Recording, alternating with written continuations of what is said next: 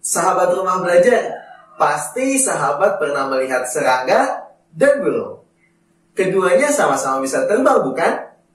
Menurut kalian, apakah alat pernapasan serangga dan burung sama atau berbeda? Ayo kita temukan jawabannya bersama.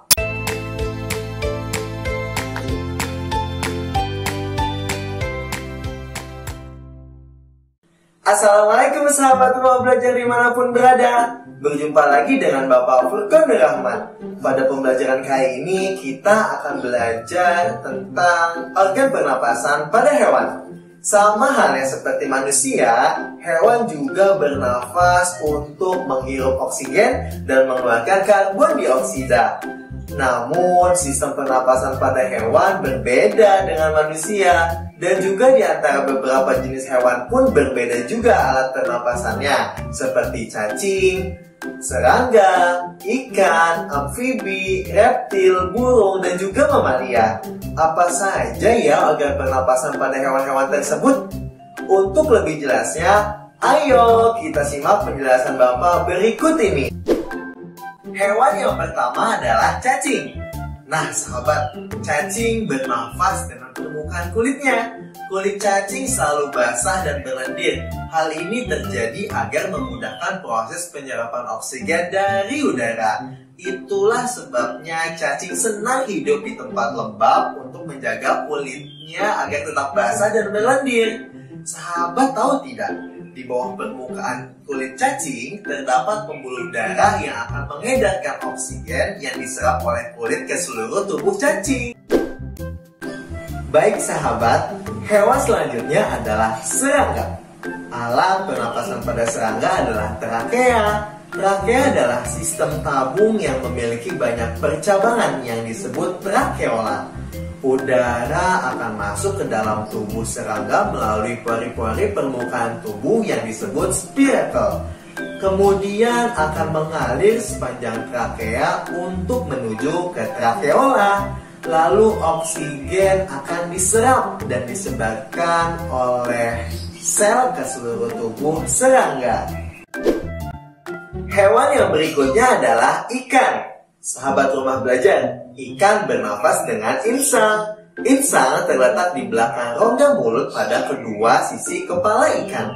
Insang dilindungi oleh tutup insang yang disebut operculum. Pada insang terdapat pembuluh darah halus yang dapat menyerap oksigen dan melepas karbon dioksida dari darah. Insang juga berfungsi sebagai alat mengeluarkan garam dan sebagai penyaring makanan. Untuk memperoleh cukup oksigen, mulut ikan dan insang bekerja bersama-sama seperti pompa isap air.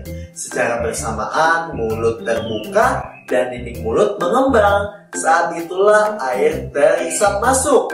Kedua, rongga mulut menyempit dan mulut menutup. Secara bersamaan, tutup insang terbuka. Akibatnya, air keluar dari mulut dan melewati insang. Saat itulah oksigen dari dalam air terserap dan karbon dioksida dikeluarkan.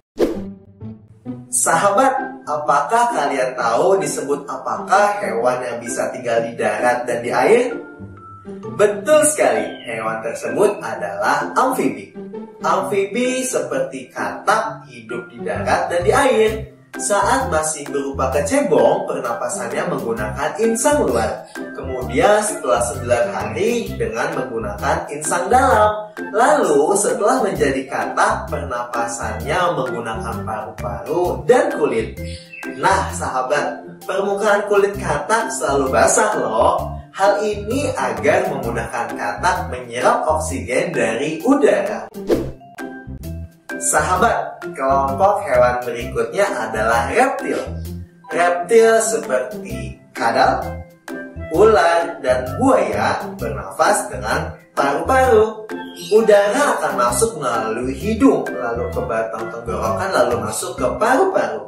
Paru-paru reptil terdapat di dalam rongga dada dan dilindungi oleh tulang rusuk. Pada reptil yang sering hidup di air seperti buaya, lubang hidungnya dapat ditutup selama menyelam, sehingga air tidak dapat masuk ke dalam paru-paru. Sahabat, hewan selanjutnya adalah burung atau aves. Burung bernafas dengan sepasang paru-paru. Udara yang mengandung oksigen akan masuk melalui rongga hidung pada pangkal paru sebelah atas. Lalu udara akan masuk ke dalam trakea. Kemudian dari trakea udara sebagian akan masuk ke dalam paru-paru dan sebagian akan masuk ke kantung udara atau yang disebut pundi-pundi udara. Burung akan menghirup udara sebanyak-banyaknya saat tidak sedang terbang. Sebaliknya, saat terbang, burung tidak menghirup udara, tetapi udara dihembuskan dari kantung udara atau pundi-pundi udara ke dalam paru-paru. Kantung udara burung berfungsi sebagai tempat menyimpan udara, membantu mencegah hilangnya panas tubuh yang terlalu besar, dan membantu memperkeras suara burung. Kelompok hewan yang terakhir adalah mamalia. Mamalia terdiri dari dua jenis, yaitu mamalia darat dan mamalia air. Mamalia darat seperti kambing, sapi, kerbau, dan kuda. Sedangkan mamalia air seperti paus serta lumba-lumba. Alat pernapasan mamalia darat terdiri atas hidung, pangkal tenggorokan, batang tenggorokan, dan paru-paru. Pada mamalia air, hidungnya dilengkapi dengan katup. Saat mamalia tersebut menyelam, katup akan menutup. Sebaliknya, saat mamalia tersebut muncul ke permukaan air, katup akan terbuka. Saat itulah mamalia air akan menghirup oksigen serta mengeluarkan karbon dioksida dan uap air. Bagaimana? Pasti sekarang sahabat rumah belajar semua sudah mengetahui tentang organ pernapasan apa saja yang ada pada setiap hewan, bukan? Ada cacing bernafas dengan kulitnya, ada serangga yang bernafas dengan trakea, ada ikan yang bernafas dengan insang, dan juga ada hewan yang bernafas dengan paru-paru seperti burung, mamalia, dan juga reptil. Semoga sahabat rumah belajar dapat dengan mudah memahami materi pada video kali ini. Untuk membuat sahabat semakin memahami materi pada kali ini, silahkan scan barcode ini untuk mengerjakan soal-soal tentang organ pernapasan pada hewan. Semangat sahabat semua, sampai bertemu pada pembelajaran selanjutnya. Wassalamualaikum warahmatullahi wabarakatuh.